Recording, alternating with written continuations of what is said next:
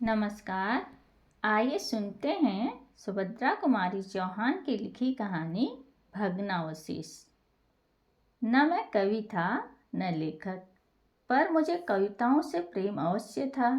क्यों था ये नहीं जानता, परंतु प्रेम था और खूब था। मैं प्राय सभी कवियों की कविताओं को पढ़ा करता था और जो मुझे अधिक रुचती उनकी कटिंग भी अपने पास रख लेता था। एक बार मैं ट्रेन से सफ़र कर रहा था। बीच में मुझे एक जगह गाड़ी बदलनी पड़ी। वह जंक्शन तो बड़ा था, परंतु स्टेशन पर खाने पीने की सामग्री ठीक नहीं मिलती थी, इसलिए मुझे शहर जाना पड़ा।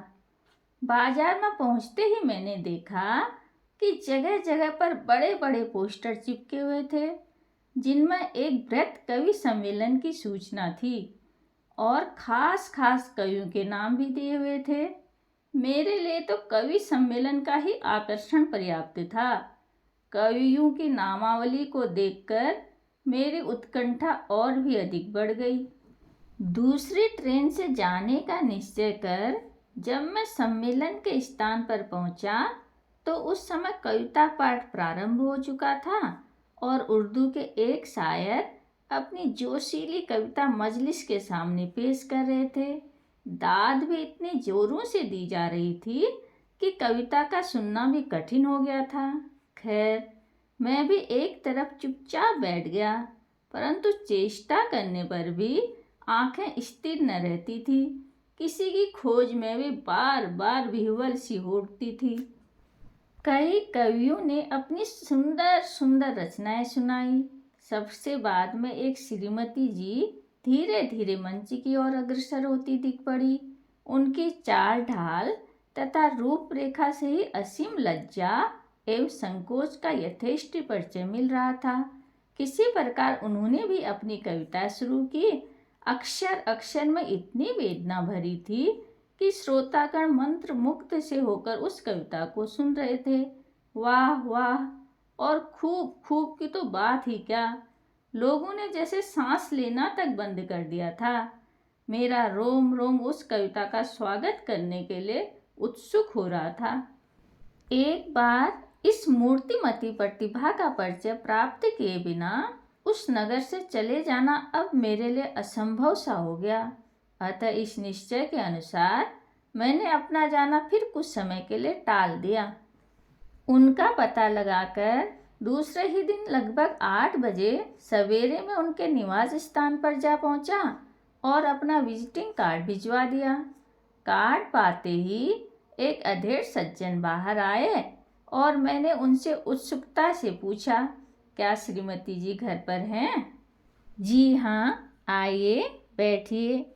आदर प्रदर्शित करते हुए मैंने कहा, कल के सम्मेलन में उनकी कविता मुझे बहुत पसंद आई। क्या एक साहित्य प्रेमी के नाते मैं उनसे मिल सकता हूँ? एक कुर्सी पर बैठाते हुए वो बोले, वह मेरी लड़की है, मैं अभी बुलवाए देता हूँ। उन्होंने तुरंत नौकर से भीतर सूचना भेजी और उसके कुछ ही क्षण बाद वे बाहर आती हुई दिख पड़ी। परिचय के पश्चात बड़ी देर तक अनेक साहित्यिक विषयों पर उनसे बड़ी ही रुचिकर बातें होती रही। चलने का प्रस्ताव करते ही उन्होंने संध्या समय भोजन के लिए निमंत्रण दे डाला।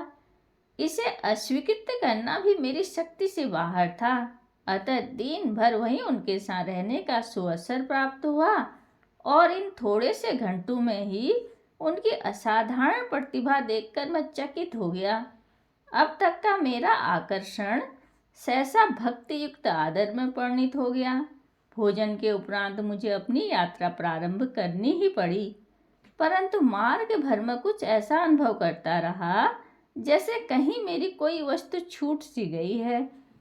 घर लौटकर मैंने उन्हें 2-1 पत्र लिखे, पर उत्तर एक का भी न मिला।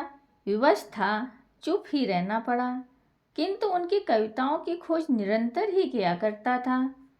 इधर कई महीनों से उनकी कविता भी देखने को न मिली। न जाने क्यों एक अज्ञात आशंका रह रहकर मुझे भयभीत बनाने लगी। अंत में एक दिन उनसे मिलने की ठानकर घर से चल ही तो पड़ा। चलने के साथ ही बाईं आंख फड़की। और बिल्ली रास्ता काट गई। इन अपशकुनों ने मेरी अनिश्चित आशंका को जैसे किसी भावी अमंगल की निश्चित रूप दे दिया। वहां पहुंचकर देखा मकान में ताला पड़ा है। हृदय धक से हो गया। पता लगाने पर ज्ञात हुआ कि कई महीने हुए उनके पिता का देहांत हो गया है। उनके मामा आकर उन्हें अपने साथ लिवा ले गए। बहुत खोजने पर भी मैं उनके मामा के घर का पता न पा सका। इस प्रकार वे एक हवा के झोंके की तरह मेरे जीवन में आई और चली भी गई। मैं उनके विषय में कुछ भी न जान सका। 10 वर्ष बाद एक दिन फिर मैं कहीं सफर में जा रहा था। बीच में एक बड़े जंक्शन पर गाड़ी बदलनी थी। यहाँ पर 2 लाइनों के लिए ट्रेन बदलती थी। मैं अपने कंपार्टमेंट से उतरा। ठीक मेरे पास के ही 3rd क्लास के एक डिब्बे से एक स्त्री उतरी। उनका चेहरा सुंदर पर मुरझाया हुआ था। आंखें बड़ी बड़ी किंतु दृष्टि बड़ी ही कातर थी।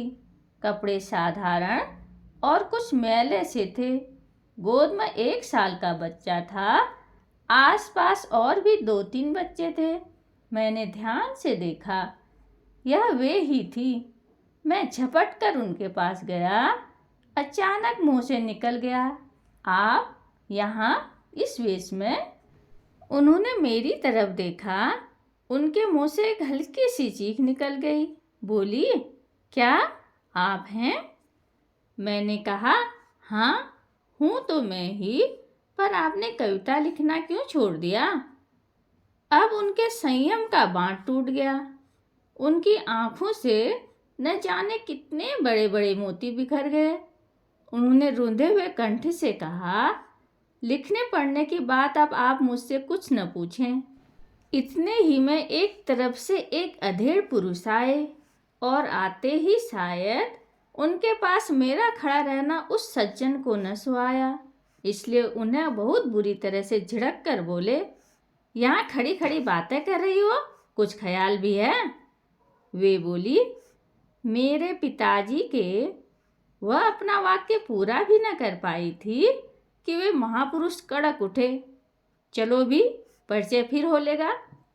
उन्होंने मेरी तरफ एक बड़ी ही वेधक दृष्टि से देखा। दृष्टि में न जाने कितनी करुणा, कितनी विवशता और कितनी कातरता भरी थी। वे अपने पति के पीछे पीछे चली गई। प्लेटफार्म पर खड़ा मैं सोचता हूँ कि ये वही हैं या उनका भग्नावशेष। धन्यवाद।